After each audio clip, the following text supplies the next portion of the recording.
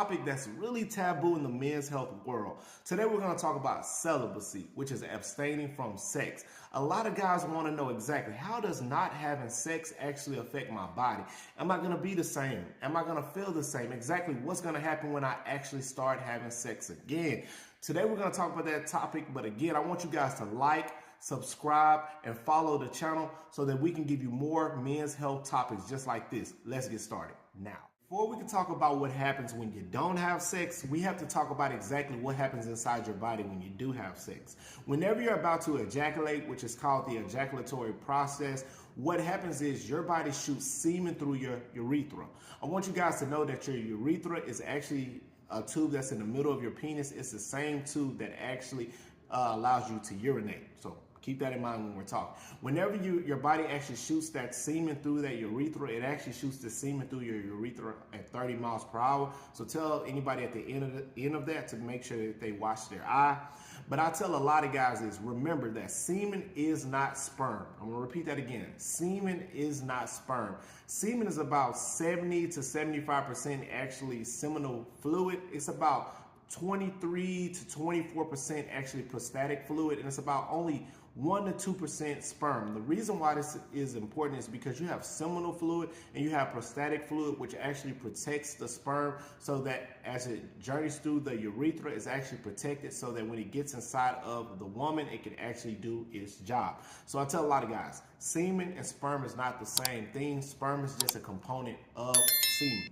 So now that you know exactly what the process is, I want to talk to you about what happens when your body is actually not able to actually release those fluids, and what happens when your body has to continually absorb that seminal fluid, that prostatic fluid, and that sperm because you're not ejaculating. We'll talk about that next. A lot of guys may be saying, okay, now I know what the ejaculatory process is, but exactly how does this affect me if I'm not ejaculating?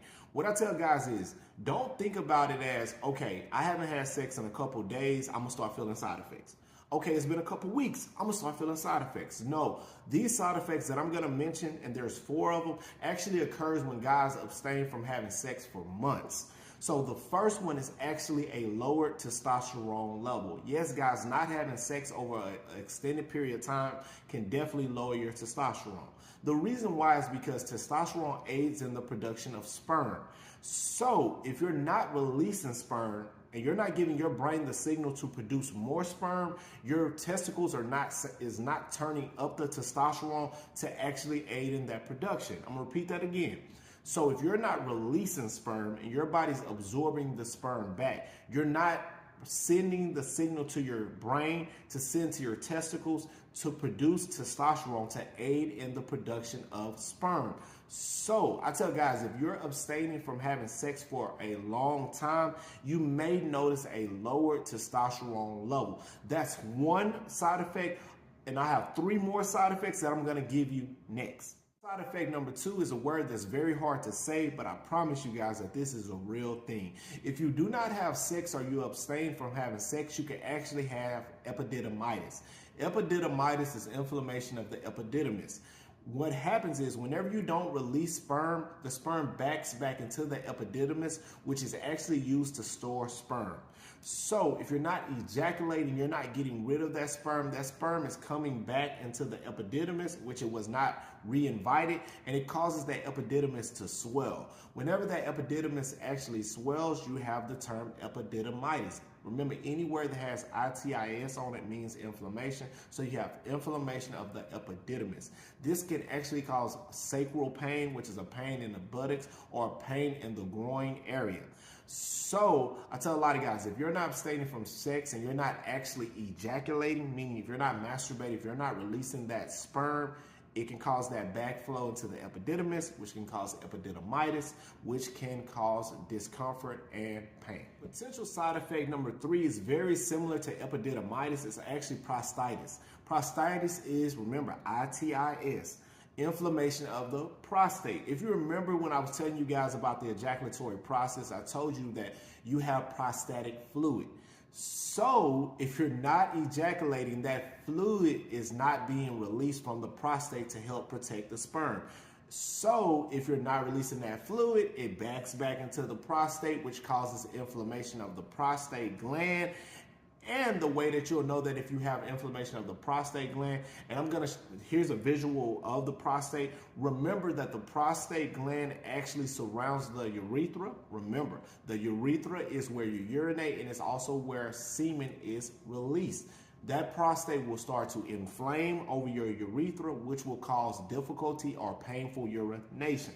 So guys, being celibate and not actually ejaculating can cause fluid from the prostate gland to go back into it, to cause it to inflame, which can cause it to actually kind of constrict on the urethra, which causes painful urination. Potential side effect number 4 is actually a decrease in sexual function or a decrease in sexual performance. It's just me and you talking, guys. If you don't use it, you gonna lose it. If you ain't in the gym putting that work in, if you ain't on the basketball court putting the shots in, you're not going to be able to keep up with us guys who are out there putting that work in.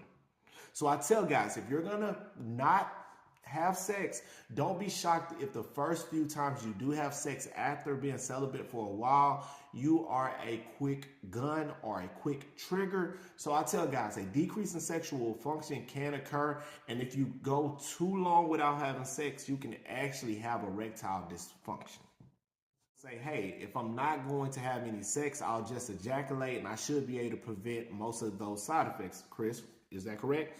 And I will tell them yes and no. You may be able to actually prevent the lowering of your testosterone levels, and you may be able to prevent prostatitis and epididymitis, but you're also causing another problem.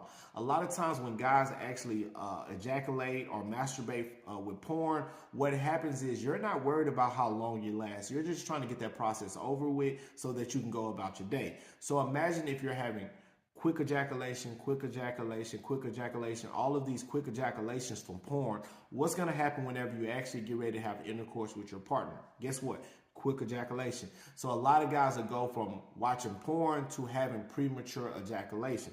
Yes, a lot of guys will go from watching porn to having quick ejaculation. So basically, they just compounded a problem. A lot of times, a lot of other guys will also start having erectile dysfunction because they're watching things on porn that is not realistic. So when they get with their partner, their expectations are too high. So they can't actually get it up because they've actually numbed their brain with too much crazy stuff from porn. So what I tell a lot of guys is if you're going to go celibate, what you want to do is don't do masturbation. Just go through your celibacy process for your spiritual health. And then whenever you actually start getting ready to have sex, I would tell guys, get with a partner who's understanding where you're coming from and understanding that you were celibate for a while to have some patience with you. Start putting up a lot of shots, get back on that field and put in that practice. And eventually you should get back to your old self. If you do have any problems where you're having some erectile dysfunction or you're having some premature ejaculation, talk to a provider who's actually experiencing that. He may be able to give you some medicine that can get you back onto your normal process and your normal performance and then taper you off of that medication so that you can get back to what you were beforehand.